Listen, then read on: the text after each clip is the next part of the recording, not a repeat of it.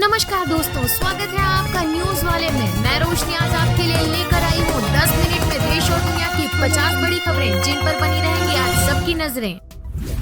हल्द्वानी में अवैध मदरसा गिराने पर हिंसा, 4 की मौत। डीएम बोली हमला प्लानिंग से हुआ। छतों पर पत्थर जमा थे, पेट्रोल बम भी फेंके गए। प्रशासन ने उपद्रवियों के पैर में गोली मारने के आदेश जारी किए। 300 से अधिक पुलिसकर्मी और निगम कर्मी घायल हो गए। प्रशासन ने शहर में कर्फ्यू लगा दिया है। भड़की हिंसा के बाद पैरामिलिट्री फोर्स ने हल्द्वानी में मोर्चा संभाल लिया है। ज्ञानवापी को लेकर तौकीर रजा का जेल भरो आंदोलन। बरेली में सुरक्षा सख्त, पूरे शहर में पीएसी तैनात। जेल भरो आंदोलन को लेकर आईएमसी की ओर से जगह जगह पर्चे बांटे गए हैं। जेल भरो आंदोलन को लेकर पुलिस प्रशासन ने सुरक्षा के कड़े बंदोबस्त किए हैं। चप्पे चप्पे पर फोर्स तैनात है और ड्रोन से निगरानी की जा रही है।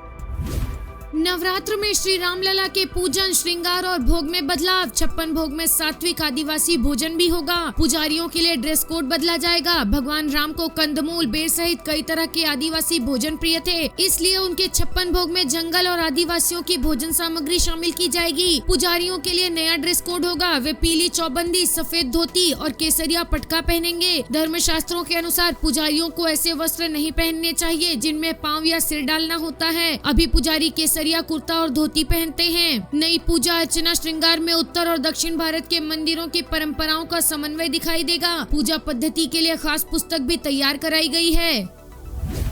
प्रधानमंत्री नरेंद्र मोदी ने कहा, कांग्रेस अध्यक्ष खड़गे जी ने सदन में खुलकर बोला था, उनके 2 कमांडर नहीं हैं। उन्होंने मुझे 400 सीटों का आशीर्वाद दिया। पश्चिम बंगाल से आपको जो चैलेंज मिला है कि कांग्रेस 40 पार नहीं कर पाएगी, मैं प्रार्थना करता हूं कि आप 40 बचा पाएं। मोदी का इशारा ममता बनर्जी की ओर था। मोदी ने कहा, कांग्रेस ने अपने युवराज को स्टार्टअप बनाकर दिया है। ना वो लिफ्ट हो रहा है और ना ही वो लॉन्च हो रहा है। एआईएडीएमके ने कहा, हमारे दरवाजे बीजेपी के लिए बंद। उन्होंने हमारे नेताओं पर अभद्र टिप्पणी की, उनके साथ कभी गठबंधन नहीं करेंगे। अमित शाह ने कहा था कि भाजपा के दरवाजे एआईएडीएमके के लिए खुले हैं, लेकिन जहां तक हमारा सवाल है, एक समय था जब भाजपा हमारी सहयोगी पार्टी थी, लेकिन अब हम भाजपा का विरोध करते हैं। ओएनडीसी से जुड़े स्टार्टअप बिटसिला को खरीदेगी पेटीएम, जल्द फाइनल हो सकती है डील। इससे कंपनी के ओएनडीसी मार्केट को मिलेगा सपोर्ट। पेटीएम और बिटसिला के बीच सौदा अंतिम चरण में है और जल्द पूरा हो सकता है। मनोज जरांगे की चेतावनी, 10 फरवरी से फिर अनशन करेंगे। कहा, भुजबल बाधा डालते रहे तो मंडल आयोग को भी चुनौती देंगे। मनोज ने कहा कि अगर वे मराठा समुदाय के लिए मांगे जा रहे आरक्षण की राह में बाधाएं पैदा करते हैं तो मनोज मंडल आयोग को चुनौती देंगे। जिन लोगों ने पहले से ही खुद को कुणबी समुदाय का साबित कर दिया है, यदि सरकार ने उन्हें सर्टिफिकेट देने का आश्वासन लागू नहीं किया तो वो 10 फरवरी से नए सिरे से भूख हड़ताल शुरू करेंगे।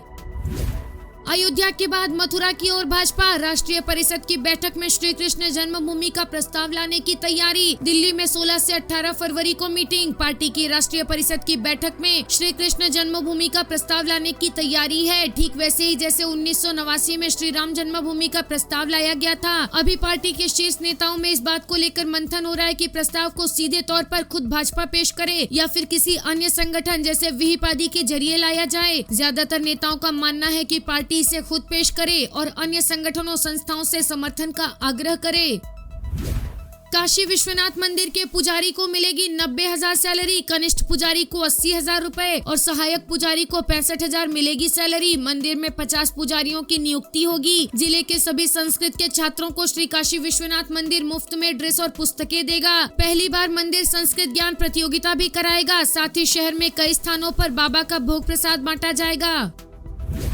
अरविंद केजरीवाल ने कहा, तुम जितने समन भेजोगे हम उतने स्कूल बनाएंगे। आप अपना धर्म करो, हम अपना धर्म निभाएंगे। पिछले दिनों इन्होंने हमें रोकने के लिए इतने ज्यादा केस कर दिए जैसे पूरे देश का सबसे बड़ा आतंकवादी मैं ही हूँ। सारी एजेंसियां, सारी पुलिस सब मेरे पीछे ही छोड़ दी गई हैं। लेकिन पृथ्वी पर भगवान ने हर आदमी को किसी न किसी उद्देश्य से भेजा है। पृथ्वी पर उनका उद्देश्य है झूठे सच्चे केस बनाकर लोगों को परेशान करना, लेकिन भगवान ने मुझे आपके लिए स्कूल बनाने, बिजली मुफ्त करने, आपके अस्पताल बनाने के लिए भेजा है।